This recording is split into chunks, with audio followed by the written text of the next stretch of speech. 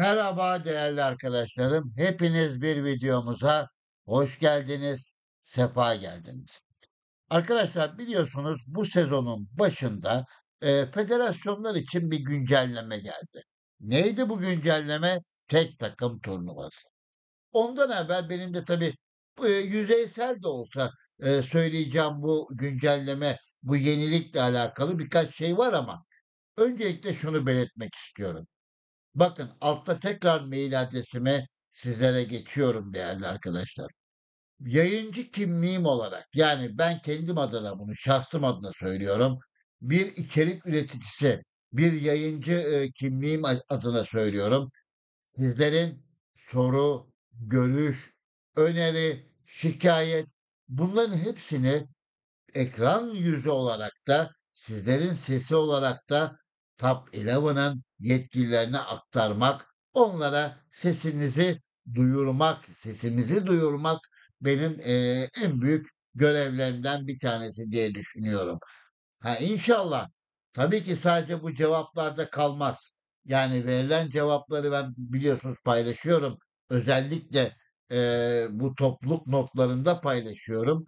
Eee Öyle kalmaz, karşılık bulur, daha iyi şekilde, daha güzel şekilde karşımıza icraatla, bunun cevabı verilir diye düşünüyorum. Bunu da umut ediyorum değerli arkadaşlar. Şimdi değerli kardeşlerim, tek takım turnuvası biliyorsunuz tabii federasyonlarda hafta sonlarında bir beraberlik var. Bir, beraber bir mücadele etmenin keyfi, beraber olarak bir şeyler yapabilmenin, keyfi var. Bunu bir adım daha ileri götürmek istemişler. Yani, dolayısıyla bir milli takım gibi düşünelim. Her oyuncunun kullanmadığı, rezerv olsun, yedek olsun oyunculardan, tabii ki federasyon kaptanlarının, sorumluluğunda ve onların idaresi altında bir milli takım gibi bir, takım oluşturup tabii ki, turnuvanın sonunda da tabii ki bu turnuvayla alakalı, federasyonlara da büyük bir puan katkısı var.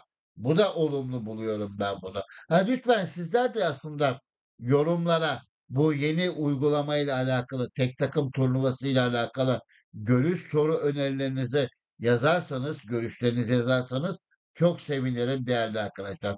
Yalnız şunu da ifade etmek isterim. Özellikle biliyorsunuz, bir şeyin daha önüne geçmeye çalışmışlar. Sirkülasyon çok fazla oluyordu federasyonlarda. Yani, bazı kategori federasyonlarında giren çıkan üyeler, günlük giren çıkmalar oluyordu. Bazı federasyonlarda, eee, 2 günde, 3 günde bir tekrar bir sirkülasyon oluyordu. Bunun da önüne geçmek istemişler. Eğer siz zaten, bağlı olduğunuz federasyona futbolcu kiralamışsanız eğer zaten o bir ay içinde o federasyonun içinde bulunmakla yükümlü oluyorsunuz. Çıkma şansınız olmuyor. Bunun da bir anlamda, olumlu olduğunu söyleyebilirim değerli arkadaşlar. Şimdi tabii ki ben yüzeysel konuşacağım, eee, tek takım turnuvasıyla alakalı. Şimdi, görüyorsunuz, hafta içinde tabii ki maçlar oynanıyor. Aynı şekilde, müsabakaların saatleri var, zamanları var. Tabii ki federasyon kaptanlarının dediğim gibi sorumluluğunda ve onların kontrolü altında. Zaten açıklamada, burada yazmışlar arkadaşlar. Birlikte rekabet ediyorsun. Yani o rekabeti bir adım daha ileri götürmek istemişler. Turnuvaya katılıyorsun. Dolayısıyla, bunun dışında ne oluyor? Tek takım işte. Ya, bu zaten genel bir bakış idi. Buna bir yenilik eklemişler. En iyi tek takımı kurmak için, yani, herkes elindeki, oyunculardan bir, demet, sunup, federasyon kaptanının sorumluluğu altında, eee, bir, takım kurma şansını veriyor. Mesela burada diyor ki kiralanan oyuncular sezon sonuna erene dek tek takımda kalır ama her transfer döneminde belli sayıda, bu genelde 2 diye şey yapıyorum ben, 2 oyuncu da değiştirme hakkını veriyor. tek takımınızı yönetin ve diğer federasyonun tek takımlarına karşı, mücadelenizi verin diyor. Dediğim gibi aynı şekilde, bu zaten normal federasyonun şeyi. Önemli olan kısım burasıydı. Biz tekrar dönelim oraya arkadaşlar. Şimdi mesela takıma baktığınız zaman zaten meccanen federasyonunda bizim takımımız. Kendisi de bir içerik üreticisi.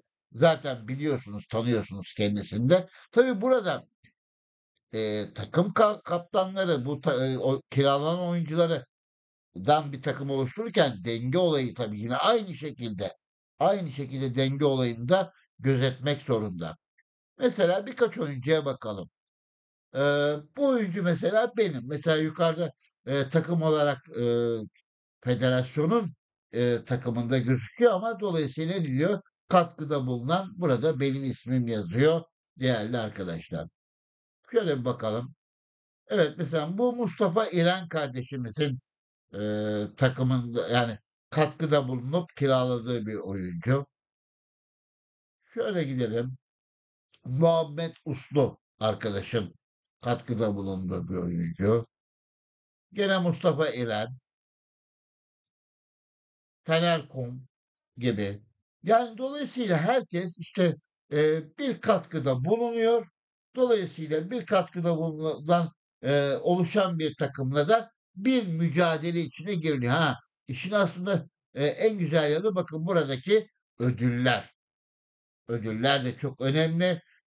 Dolayısıyla, hem, normal şekilde federasyona, puanlarına ilaveten bir de artı tek takımdan gelecek olan puanlar, da federasyona ek ilave kazanç sağlıyor arkadaşlar. Tabii ki federasyon, yani kaptanları bunun daha detayını tabii ki orada, formasyon ayarlamalarında, şey ayarlamalarında daha yetkili oldukları için daha, güzel bir şekilde bunu görebiliyorlar ama dolayısıyla ben şimdilik yüzeysel olarak, konuya bakmak istedim. Yani ben bunu olumlu buldum arkadaşlar ama inşallah tabii ki yine söylüyorum bakın videonun başında da aynı şeyi söyledim. Bizim sesimiz inşallah icraat olarak da karşılık bulur diye düşünüyorum değerli kardeşlerim. Dolayısıyla burada, fazla söyleyecek de bir şey yok. Moraller süper. %95 kondisyon. Ha, bunu tabii ki siz de, katkıda bulunabilirsiniz. Örnek olarak siz de herhangi bir şekilde takımın iyileştirilmesinde katkıda bulunabilirsiniz. Şu anda %95 kondisyon gayet iyi.